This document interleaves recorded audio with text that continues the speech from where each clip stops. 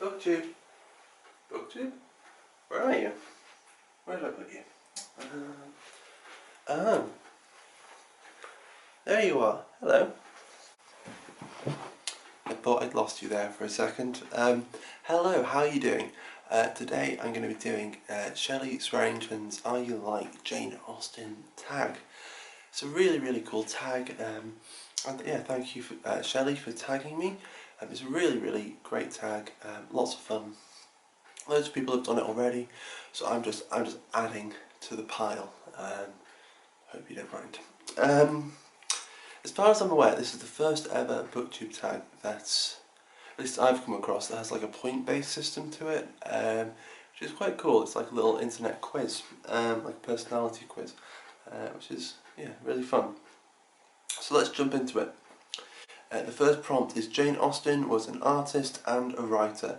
Give yourself a point if you're a writer, give yourself a point if you're an artist. I don't really like to brag about myself too much. Maybe I should brag a bit more, maybe I would be a bit more successful. But yeah, I'm a writer. I write poetry. I've been very fortunate in getting some of it published in some quite cool places. And I've written some reviews for books and for sort of dance and stuff like that. And so yeah, and I do, make art. I like to just make stuff really. Yeah, I used to paint a lot when I was a teenager.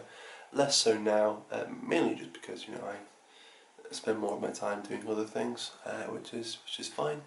But I have many unfinished canvas. Sort of just lying around. So yeah, I'll give myself 2 points. I'll be kind to myself.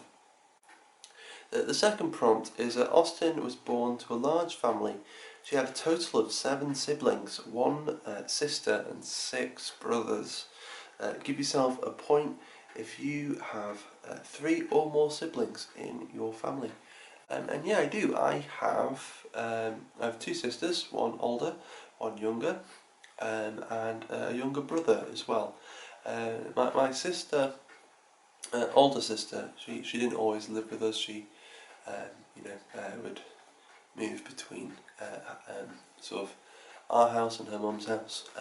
But then also I had a friend sort of in my mid-teens through to later teens who lived with his grandparents, and he'd come to stay with us at weekends just to take a bit of a burden off his grandparents. So our house was always pretty full, so yeah, I'll give myself a point for that.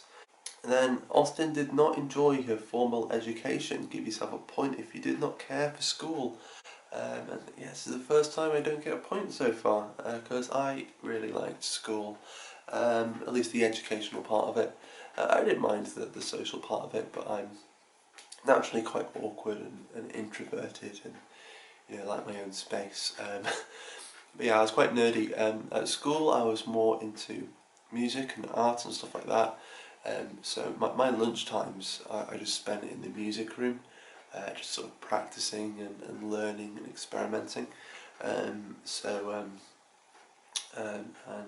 outside of school, even as a young kid, I was always sort of quite curious, and I was reading books about sort of history and mythology and art and stuff. So I was always quite a curious kid, and I've always enjoyed studying. And I'm doing what I can to get back to school. Then 4, dark humour is weaved throughout Austen's writing. Give yourself a point if you have a grim sense of humour. Yes, I do. I'm trying to remember what tag it was. I think it was when I was doing the It's All Relative tag. I think I was just in a really weird mood where I wanted to interpret as many of the prompts as I could in a really dark, maybe slightly twisted way. Yeah, I do have quite a dark sense of humour. Mark over at Book Time with Elvis, he's just done this tag, and for this prompt he told one of my favourite jokes, which is quite a funny dark joke. But because I need to tell you a joke or something, I thought I'd share with you.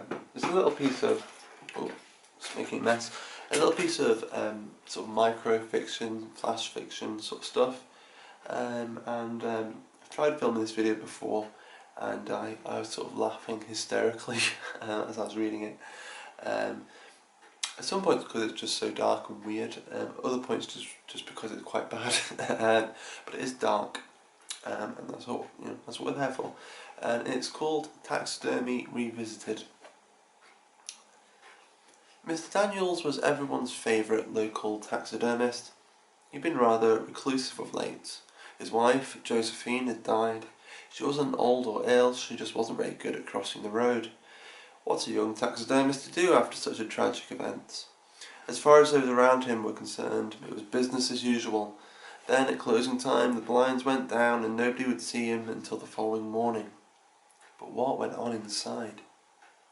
There were the shelves were littered with books on galvanism, modern electrophysiology, and human anatomy.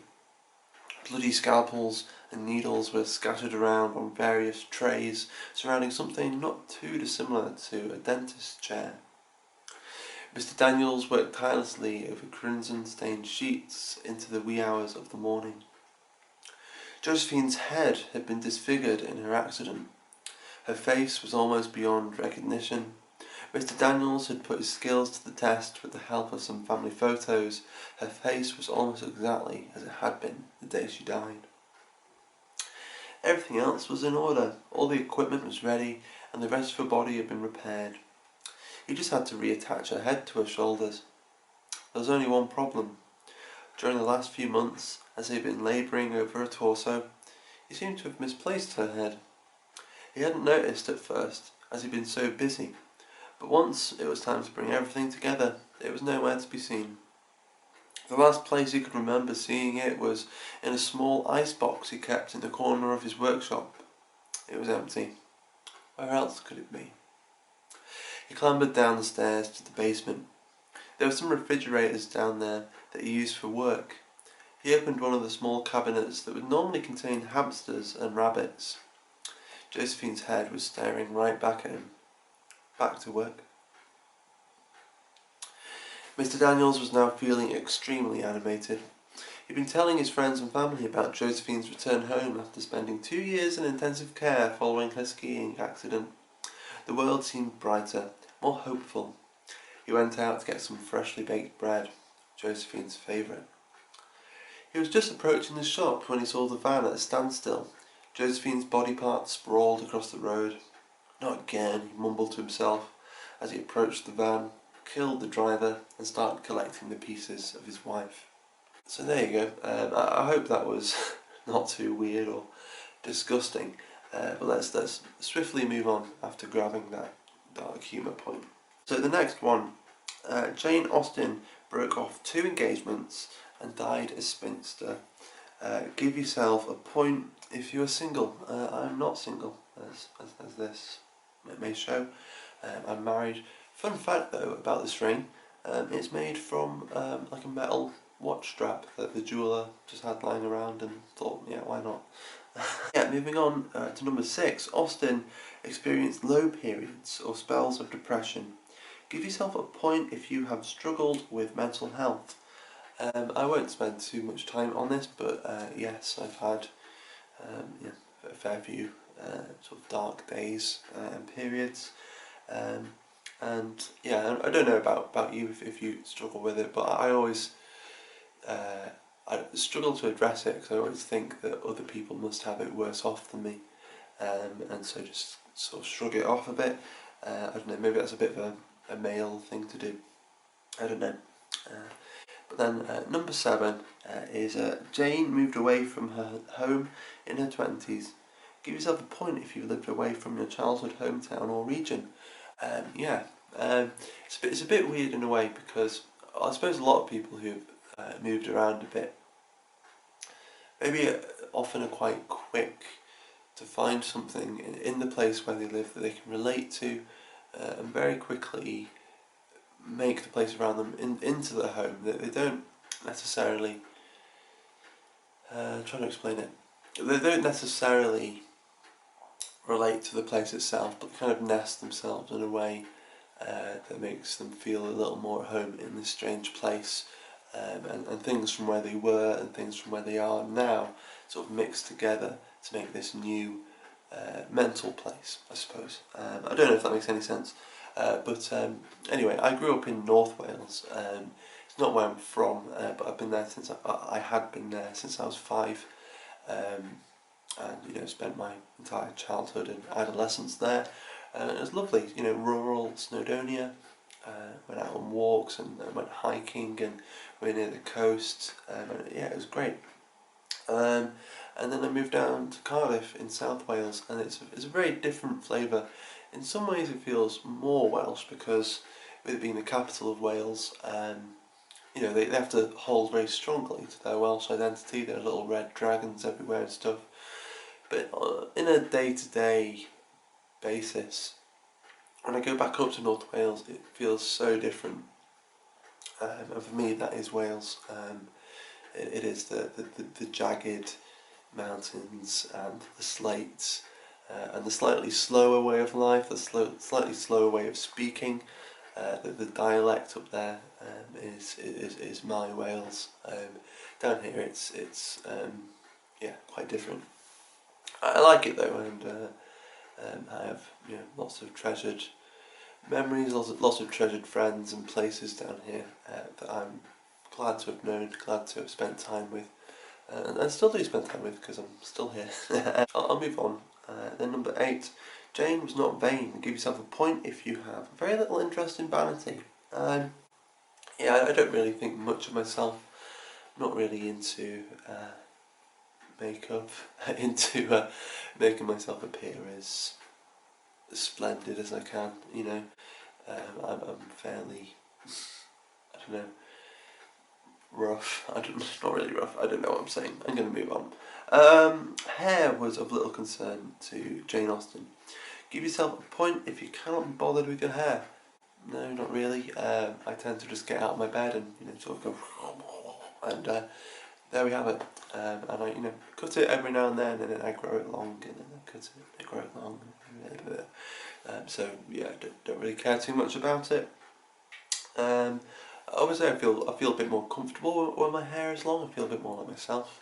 But you know, then on other days I just can't be bothered and chop it all off.